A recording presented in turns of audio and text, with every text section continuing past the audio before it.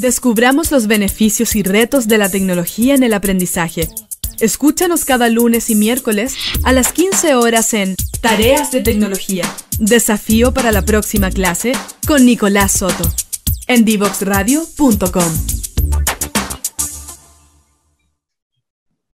Volvemos en este segundo bloque de conversación junto a Fernando Arap, subsecretario del Trabajo, acá en Conexión PYME, para hablar de teletrabajo, de PYME, de innovación, de tecnología, de este aceleramiento de la agenda de teletrabajo que también ha sido un tremendo desafío, Fernando. Estamos por todas nuestras plataformas digitales, está la página web transmitiendo en vivo, en directo, luego este contenido se sube al podcast por Spotify y atento también a las redes sociales, Instagram y Twitter. Fernando, a ver, quería preguntarte algo que puede ser complejo de responder, pero yo creo que si se encamina bien, es importante. ¿Cómo se logra, porque ustedes son el Ministerio de Trabajo y Previsión Social, ¿cierto? ¿Cómo se logra igualar las expectativas de la gente? Porque hay mucha desconfianza en el teletrabajo o en emprender o en digitalizar con respecto al tema de las pensiones. ¿Cómo se logra también incentivar a que la gente, bueno, hay un tema con la obligatoriedad hoy día de las cotizaciones que ha cambiado un poco el escenario, pero cómo se logra que la gente se motive a emprender, a generar pequeñas innovaciones y también que se metan a esta rueda que está tan cuestionada de las pensiones del sistema previsional? No sé si lo logré explicar de buena manera y si lo entendiste así. Sí, no, perfecto. A ver, es importante el tema de las cotizaciones, lo hemos dicho reiteradamente, las cotizaciones de seguridad social en general y la formalización de los trabajadores, más que por tener un contrato de trabajo, es por todos los beneficios que van a tener detrás, ¿cierto? Sabemos que un trabajador que cotiza no solo lo hace para tener su sistema de pensiones, cotiza para tener salud y para poder, por ejemplo, acceder a licencias médicas, cotiza para el seguro de cesantía, de manera que si pierde su trabajo tenga acceso al seguro de cesantía, o hoy día también con la Ley de Protección del Empleo poder acceder a prestaciones y a pago durante este periodo. Cotiza también para casos de accidentes de trabajo y enfermedades profesionales. Por tanto, el tema de la seguridad social es un tema transversal y súper importante. Nosotros hoy día, a propósito de estos temas de digitalización, de nueva economía que estamos conversando, estamos apoyando un proyecto de ley que está en el Congreso y que busca otorgar determinados derechos, entre esos seguridad social, por ejemplo, los trabajadores de plataformas digitales. ¿Quiénes son los trabajadores de plataformas digitales? ¿Cierto? Los Uber, los Corner Shop, los Rapid, ¿cierto? Hay una serie de plataformas digitales y seguramente van a seguir apareciendo más. Tú sabes que hoy día estas personas están en total desprotección. Hoy día no son trabajadores reconocidos, ni siquiera boletean la gran mayoría de ellos, y por lo tanto, si alguno de ellos, que anda hoy día, lo vemos en bicicleta, lo vemos en moto, ¿cierto?, tiene un accidente, hoy día no goza de licencia médica, hoy día no tiene derecho a ser atendido en una mutualidad, etcétera. Nosotros como gobierno hemos patrocinado este tema, hemos presentado indicaciones, un proyecto de ley que se está tramitando y que el jueves recién pasado se aprobó en el Senado en primer trámite, por lo tanto ahora falta la Cámara de Diputados, que entre otras cosas otorga seguridad social a estas personas. Por lo tanto, el tema de seguridad social, el tema de pensiones, en general es un tema súper importante porque nos permite tener determinadas tranquilidades en algunos momentos de la vida en que la podemos pasar mal. Dicho eso, Fernando, ¿cómo se logra, entre comillas, regular todos estos negocios informales que hay hoy en día a través de la plataforma, de las redes sociales, donde, claro, no, muchas veces ni siquiera hay boleta, pero se entiende también por la necesidad que hay hoy en día, en que la gente necesita, como se dice en buen chileno, parar la olla, generar recursos que antes no se generaban? Yo sé que es políticamente incorrecto hacerlo hoy en día. ¿Ustedes están viendo de alguna manera? Yo sé que Impuesto Interno también está ahí vigilando y viendo esta situación, pero es muy impopular hacerlo hoy en día, porque ponerle restricciones a personas que básicamente están emprendiendo o generando recursos que no tenían o que no acceden a través de los bonos del gobierno, etcétera, es súper impopular. Sí, es complejo, pero hay que hacerlo. Lamentablemente todo hay que hacerlo porque hay un bien mayor que está detrás. Por ejemplo, en materia de cotizaciones, ¿cierto? Ya sabemos que hay muchas pymes que están complicadas, pero lo que no podemos transar es que esa pyme que tiene 2, 3 trabajadores, a sus trabajadores no les cotice.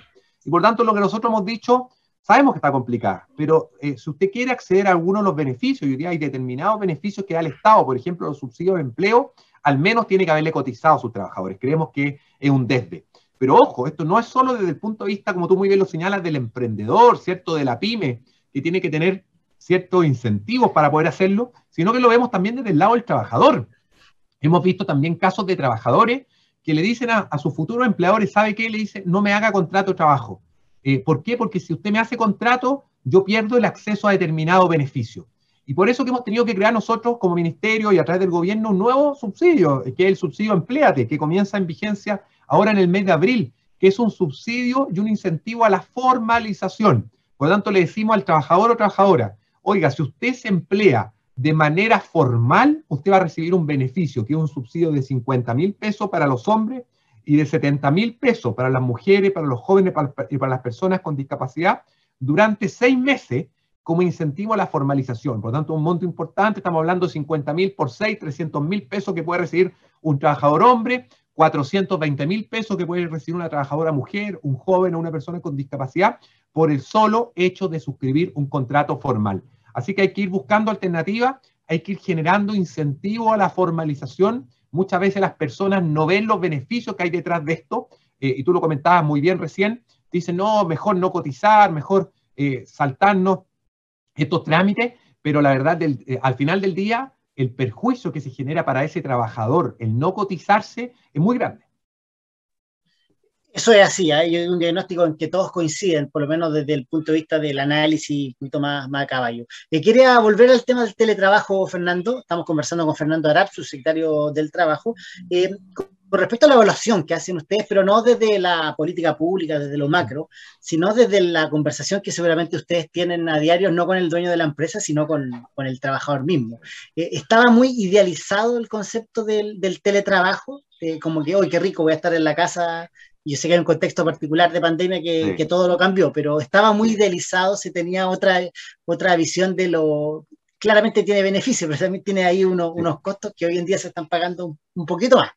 Sí, es que yo creo, Simón, que todo esto que ha cruzado, ¿cierto?, por el tema de la pandemia, porque efectivamente el teletrabajo, en aquellas empresas que teletrabajaban antes de la vigencia de la ley, es muy bien evaluado por todos, ¿cierto? Todos querían teletrabajar. Pero tuvimos que caer en un contexto de teletrabajo con varias dificultades, obstáculos en el camino. Primero, los primeros meses con los niños en la casa, porque con los niños con clase online comenzó a por lo tanto, con los niños en la casa sin clase, o sea, ya eso era una dificultad. Segundo, con una transición muy abrupta, no hubo tiempo de prepararse para el teletrabajo. Tuvimos que pasar de un viernes a un lunes a teletrabajar producto de las cuarentenas. Tercero, con poca implementación en términos de los elementos que se requieren para teletrabajar. El teletrabajo no es solo sentarse con un computador. El teletrabajo requiere un espacio de trabajo, un puesto de trabajo adecuado, un computador, un mouse, un escritorio, una silla. Por lo tanto, fue una transición abrupta. Ahora, bien, efectivamente en tiempo de pandemia, yo lo decía al comienzo, ha tenido virtudes y ha tenido cosas por mejorar. Y ahí también súper importante, y es lo que uno ve en el día a día, las conversaciones con las personas, el generar una cultura de teletrabajo. ¿Por qué te lo digo? Porque la ley hoy día es súper clara, la ley es súper categórica en determinadas cosas que son las que las personas hoy día reclaman y dicen, es que a mí no me cumplen esto. A ver, la ley lo señala, por ejemplo. Eso quería preguntarte, que hagamos el repaso de la ley. Porque por ejemplo, la ley hoy día dice, el trabajador tiene que trabajar o con jornada de trabajo, tal como lo haría en la empresa, de 9 de la mañana a 6 de la tarde, o puede estar exento de horario. Pero si no tiene horario, tiene que tener un derecho de desconexión mínima de 12 horas continuas. Por lo tanto, cuando hoy día hay personas que reclaman justamente y dicen, oiga, es que yo paso todo el día conectado, o mi empleador me manda correo a las 11 de la noche, mi empleador me pide esto, otro, no es que la ley lo permita. En esto quiero ser súper claro, la ley lo prohíbe. Lo que pasa es que en la práctica ha estado ocurriendo que algunos empleadores no aplican la ley como corresponde, y ahí el llamado, Simón, súper importante, quiero ocupar la plataforma que tú tienes para hacerlo, que las personas denuncien. En un año de vigencia de la ley tenemos tan solo 299 denuncias por supuesta infracción a la ley de teletrabajo, es decir, muy poco, menos de 300 denuncias en un año, lo cual es un número bajo si uno mira la cantidad de gente que está teletrabajando. Y si uno hace un zoom en estas denuncias, las 4 principales causales son, un 25% de las denuncias son porque los empleadores no hicieron los anexos de contrato, entonces ahí el llamado a denunciar por eso. Un 22% de las denuncias son porque los empleadores no proveen los elementos o herramientas del teletrabajo, es decir, no le pasaron al trabajador el computador, por ejemplo. un 14,5% de las denuncias son porque los empleadores no estén pagando los costos del teletrabajo, por ejemplo, el costo de Internet, que lo hemos dicho hasta el cansancio, que debe ser asumido por el empleador, y si aquello no ocurre y el trabajador tiene que estar pagando Internet de su bolsillo, debe denunciarlo, y un 6% de las denuncias son porque el empleador no informa adecuadamente los riesgos en materia de seguridad y salud. Y por lo tanto, súper importante esto, la ley se preocupa de esto, la ley dice la jornada, la ley dice que los costos son de cargo del empleador, dice que los elementos deben ser pagados por el empleador, o sea, la ley se pone en esto, pero cosa distinta es que en la práctica hoy día no siempre aquello está ocurriendo, y por eso el llamado a la ciudadanía que cuando aquello no ocurre, que se denuncie, porque solo tenemos 300 denuncias, la Dirección del Trabajo ha realizado 280 fiscalizaciones, por lo tanto prácticamente ha fiscalizado casi todas las denuncias que se han realizado, se han aplicado multas por 670 millones de pesos, pero si no se denuncia es muy difícil fiscalizar, porque piensa que además acá estamos hablando de personas que trabajan en su casa. Por lo tanto, obviamente para la Dirección del Trabajo, si no hay una denuncia, es muy difícil que los fiscalizadores estén tocando el timbre de las casas a las personas para preguntarle, obviamente, cómo está la condición laboral al interior si es que están haciendo teletrabajo. Oye, eso suena muy bonito, Fernando, pero le voy a poner pelo a la sopa. Porque, claro, en Chile está muy arraigado este concepto de, bueno, la carga se arregla en el camino, lo vamos a ver más adelante, ¿cierto? Que algo que viene del empleador y del empleado. Yo creo que una mala práctica está como transversal. Y está este temor también a quedar sin trabajo en una situación que es bien vulnerable y que es bien delicada, ¿cierto? Entonces, muchas veces el trabajador dice, ¿sabes qué? Prefiero callar a denunciar. ¿Cómo se logra? Ahí es súper importante, sí, me lo preguntaron hoy día, es súper importante lo que tú planteas, Simón, y la gente a veces no lo sabe. La gente dice, no me atrevo a denunciar porque el empleador me puede echar. En Chile tenemos una garantía que se llama la garantía de indemnidad. ¿En qué consiste la garantía de indemnidad? La ley presume que si un trabajador que denuncia a su empleador es posteriormente despedido, la ley presume que fue despedido como represalia por la denuncia que realizó. Y toda la carga de la prueba, todo el peso de probar que no fue así, recae en el empleador, y créeme que no es fácil de acreditar para el empleador que el despido fue por una causa distinta. Y por tanto, a los trabajadores darles también esa tranquilidad, porque en general un trabajador que denuncia y que su empleador lo despide como represalia, la ley ahí es categórica, los tribunales laborales también son súper categóricos en sancionar adecuadamente esos casos. Por lo tanto, es importante que estos temas se denuncien. Incluso a veces se puede denunciar, en el caso del teletrabajo es más complejo denunciar anónimo, ¿cierto? Porque tú tienes que fiscalizar si en el caso concreto a Simón, por ejemplo, en tu caso, tú tienes tu silla, tienes tu computador, por lo tanto la denuncia anónima no sirve, porque hay que ver en persona a quién se le está aplicando, pero sí se puede, por parte de la Dirección del Trabajo, revisar de manera anónima, por ejemplo, si la empresa tiene trabajadores teletrabajando, si registró, por ejemplo, los anexos en la Dirección del Trabajo. Por lo tanto, hay cosas que se pueden denunciar anónimamente y hay otras en que se requiere dar el nombre, evidentemente, para fiscalizar en terreno las medidas de cumplimiento. Exactamente. Estamos conversando con Fernando Arap, subsecretario del Trabajo, de teletrabajo y sus desafíos. Pero esta radio, Divox Radio, tiene un espíritu que es hablar de ciencia, innovación y tecnología. Ahora hemos hablado de la gente, del trabajador, pero ¿qué pasa en materia de innovación, de ciencia y de tecnología en el ministerio? Yo sé que ustedes están trabajando con algunas aplicaciones, con algunos software que les permite que la política pública llegue a destino de mejor manera. Cuéntanos un poquito de la labor ministerial o de la subsecretaría propiamente tal. Sí, bueno, estamos con diversos desafíos. Hace pocas semanas atrás creamos un departamento nuevo dentro del ministerio que se llama el Departamento de Prospección Laboral, porque nos dimos cuenta que las distintas políticas públicas muchas veces no están conectadas, funcionan como verdaderos silos, cada uno por su cuenta. Y por lo tanto, hoy día tenemos un departamento de prospección laboral que va a recoger toda la información del mercado laboral que tenemos de distintas fuentes, por ejemplo, de las bolsas de empleo. La Bolsa Nacional de Empleo, que tú sabes que es un sitio web y un portal de empleo público, por ejemplo, del CENSE, por ejemplo, de Chile Valora, y lo que vamos a hacer es levantar cuáles son los oficios, cuáles son los empleos que hoy día requiere el mundo del trabajo, para que capacitemos en aquello. No podemos seguir capacitando en cosas que no generan empleabilidad. Tenemos que gastar los recursos públicos, que siempre son limitados, gastarlos en aquellos oficios que generen empleabilidad. y que sea lo que requiere el mundo del trabajo, pero para eso hay que estar encima, hay que estar observando, hay que estar mirando. Y eso es parte del trabajo que hoy día se está haciendo, que es un trabajo intersectorial entre distintos ministerios, en conjunto con el Ministerio de Ciencia, en conjunto con el Ministerio de Economía, viendo cuáles son los oficios que hoy día se requieren, y con foco especial, Simón, como tú lo señalas muy bien, en los temas de la ciencia, en los temas de tecnología, en los temas de innovación. Y en esa primera fotografía, ¿qué está necesitando Chile hoy en día? Yo sé que hay un incentivo importante al emprendimiento, a la generación de negocio, porque insisto en esta cifra que yo no sé si será en todo el mundo, pero Chile es uno de los países que los pequeños producen más. Hay una mirada como a veces la gente está errada y dice, no, que las grandes empresas, no, son los pequeños y medianos empresarios los que producen el 70% de la empleabilidad en Chile. Eso es un dato tremendamente importante y al donde hay que apuntar. Hoy en día, Chile, ¿qué profesional está requiriendo? Hoy día estamos requiriendo profesionales especialmente dedicados con aptitud en temas de digitalización y temas de tecnología. De hecho, si uno mira las bolsas de empleo, hoy día los principales puestos de trabajo que se ofrecen son puestos de trabajo de atención a clientes, ¿cierto? En temas ya sea tecnológico, en temas de teletrabajo, en temas de atención call center, en temas de atención a usuario, en temas de venta de productos, porque hoy día eso es por ahí va hoy día los requerimientos de empleo, además por la situación de la pandemia. Tú lo decías muy bien, hoy día las pymes son las que están creando mayoritariamente empleo. De hecho, es la columna vertebral. La columna vertebral, de hecho, son las pymes las que más se acogieron a la Ley de Protección del Empleo, y esto es importante también decirlo, la Ley de Protección del Empleo se acogieron 120.000 empresas a lo largo de todo Chile.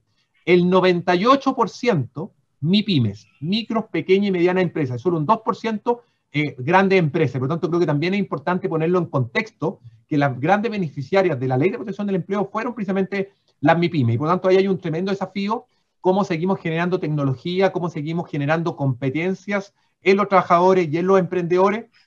Vuelvo a repetir lo que hablábamos un rato, aprovechar hoy día, por ejemplo, la plataforma del CENSE para capacitarse. Hay cursos no solo para trabajadores, sino que para los propios emprendedores, para los propios dueños, representantes de esta pequeña empresa, porque el mundo laboral cambió a pasos agigantados y tenemos que avanzar rápidamente en estas nuevas tecnologías. Yo lo hablaba con Arturo Guerrero de la Vega, que estuvo invitado a este programa, que yo decía que los grandes emprendedores o los principales emprendedores muchas veces son el vegano, el hombre de feria, ¿cierto? Que partió comprando 4 papas y vendiendo ahí arriba de un saco y ahora tiene una gran producción y una gran venta, que es un buen ejemplo para quienes estudian economía o quieren hacer política pública, ir a la feria de La Vega, porque efectivamente ahí se ve un poco este motor. Fernando, ya para ir cerrando, vamos a entrar en la recta final. Me gustaría hacerte 2 preguntas. La primera, yo sé que estamos todos muy ansiosos con respecto a lo que pueda pasar en materia de vacunación. Yo particularmente me inoculé el día de hoy, como periodista y profesional de los medios de comunicación, pero este avance de la vacunación nos va a ir entregando cierta certeza y ciertas libertades con el tema evolución de la pandemia propiamente tal. Y ahí va a haber una demanda tremenda de gente que va a tener muchas ganas de salir a trabajar, de empezar a producir. ¿Cómo se están preparando ustedes para esta ola productiva que se viene, que los expertos lo han dicho que lo más probable es que sea los últimos 6 meses de este año? Segundo semestre. Sí, efectivamente, lo hemos dicho reiteradamente y yo creo que es importante volver a decirlo. La reactivación, como tú lo señalas muy bien, la reactivación laboral y económica va a ir de la mano de la recuperación sanitaria. En la medida en que nos vayamos recuperando sanitariamente, en que nuestras comunas salgan de cuarentena, en que comencemos a avanzar en la etapa del paso a paso laboral, vamos a ir reactivando los puestos de trabajo. Lo vimos a fines del año pasado, donde tuvimos un estado sanitario bueno, ¿cierto? Mejor por lo menos de lo que habíamos tenido el primer semestre del año 2020. El segundo semestre del año pasado tuvimos mejor estado sanitario, bajaron los contagios, las comunas pudieron avanzar a etapa 3, a etapa 4 y el empleo se reactivó. Y del 1.800.000 empleos que habíamos perdido el año 2020, alcanzamos a recuperar 1 millón. Nos queda todavía 800.000, que es un número súper importante, pero se reactivó. Por lo tanto, yo comparto que efectivamente a medida que agarremos el tema sanitario, que nos inoculemos, y esto ha dicho el ministro de Salud, no va a ocurrir antes de finales del mes de junio, el tema laboral seguramente va a mejorar durante el segundo semestre. Así que comparto plenamente tu análisis y tu diagnóstico en ese punto. Y la segunda pregunta, pongámosle evaluación. qué es lo bueno del teletrabajo y qué ha sido lo malo del teletrabajo, que fue el titular con el que vendimos esta entrevista. A ver, lo bueno en tiempos de pandemia que ha protegido los empleos y que muchas personas que a lo mejor sin teletrabajo hubieran tenido que perder su fuente laboral. Como positivo también, y me atrevería a decir positivo en pandemia, pero mucho más positivo va a ser post pandemia, es que un tipo de empleo que es moderno, porque aprovecha las nuevas tecnologías, como lo estamos aprovechando nosotros, es inclusivo, y esto es súper importante, sectores que tradicionalmente estaban relegados y que no podían teletrabajar, van a teletrabajar, algunos ya lo están haciendo y otros lo van a hacer después. Gracias al teletrabajo, mujeres, jóvenes, personas con discapacidad, personas de regiones, adultos mayores. Y lo tercero positivo, creo que es un tipo de empleo sustentable, es amigable con el medio ambiente, amigable con la naturaleza, nos ayuda a descontaminar y a descongestionar las ciudades y en tiempos de COVID nos ayuda también a mitigar los traslados. Como aspecto a mejorar, creo que tenemos que crear una cultura del teletrabajo en nuestro país que no tenemos, y esto se nota mucho en el caso de las mujeres por la ausencia de corresponsabilidad, y tenemos que seguir concientizando especialmente a los empleadores respecto al cumplimiento de obligaciones. No puede ser que todavía haya empleadores que no pagan los costos del teletrabajo, que haya empleadores que no entreguen los elementos para teletrabajar a los trabajadores, que no respeten el derecho de desconexión, y por lo tanto creo que tenemos ahí un desafío pendiente todavía, el cómo logramos concientizar y cómo logramos fiscalizar y sancionar a aquellos que no están cumpliendo. Y para aquellos puntos negros está la página, si la puede reiterar para hacer las denuncias en caso que no se cumplan estos elementos básicos para teletrabajar. En la Dirección del Trabajo, www.direcciondeltrabajo.cl. Ahí se tienen que hacer las denuncias y ojalá todos aquellos que hoy día están teletrabajando y que no se les están cumpliendo estos mínimos que señala la ley, que lo puedan denunciar, porque es la única manera en que vamos a poder fiscalizar y vamos a poder sancionar para que la experiencia del teletrabajo sea positiva, como queremos que sea y como creemos que va a ser si la ley se utiliza bien. Fernando Arap, la última pregunta, más que pregunta, yo siempre dejo el último minuto para que el invitado proponga algo que quiere destacar, que quiera decir, y que no se transforme en una dictadura de pregunta y respuesta por parte de uno u otro lado. Acá también hay corresponsabilidad con el invitado. Muy bien. No, Simón, solo agradecerte la invitación. Recalcar el tema. Yo creo que el teletrabajo llegó a nuestro país para quedarse.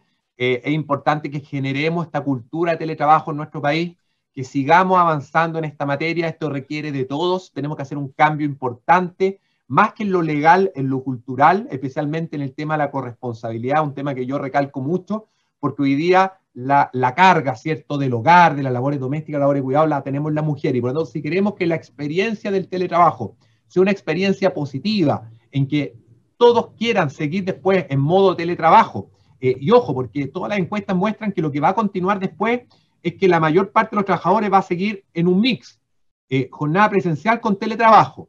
Hoy día el 30% de las personas trabaja en este mix y el 60% solo en teletrabajo, me refiero al total de personas que teletrabajan. Post pandemia esta cifra se va a dar vuelta, ¿cierto? Creemos que un 60, un 70% va a trabajar en mix presencial teletrabajo y un porcentaje menor, un 20, un 30% solo en teletrabajo. Por lo tanto, agradecerte nuevamente la invitación, este espacio para conversar. Entre todos creemos una cultura de teletrabajo, esto no depende solo de la ley, creo que la ley es bastante buena, creo que la ley da los lineamientos, pero de nada sirve si no la aplicamos adecuadamente. Así que agradecerte esto y también nunca nos olvidemos que cuando hablamos de estas cifras, hablamos de estadística, hablamos de los fríos números, no nos olvidemos que detrás de esas cifras, que detrás de esas estadísticas hay personas y hay familias y sabemos que muchos de ellos lo han pasado muy mal durante este periodo de tiempo y siempre es bueno ponerle rostro humano a todas estas conversaciones. La familia de la señora Juanita, ha crecido el concepto. Fernando Arap, subsecretario del Trabajo, muchísimas gracias. Si quedó algo pendiente, lo conversamos por interno. Yo creo que podríamos un poquito más adelante hacer una evaluación de cómo ha sido este desarrollo. Fernando, muchísimas gracias por su tiempo, por su disposición y para hablar con tranquilidad de estos temas que nos convocan, que tiene que ver con la innovación, con la ciencia, con la tecnología, como dijo el vocero de La Vega, al servicio de la gente. Eso es importante. Fernando, muchas gracias. Nos vamos a una pausa musical. Saludos al equipo. Ahí tenemos grandes amigos, ex colaboradores del canal donde trabajo normalmente. Gonzalito Jiménez, le mandamos saludos. Chao, que vaya bien. Vamos con una pausa musical. Regresamos de inmediato para el cierre del programa. Divoxradio.com. Tecnología, innovación y ciencia. A un solo clic.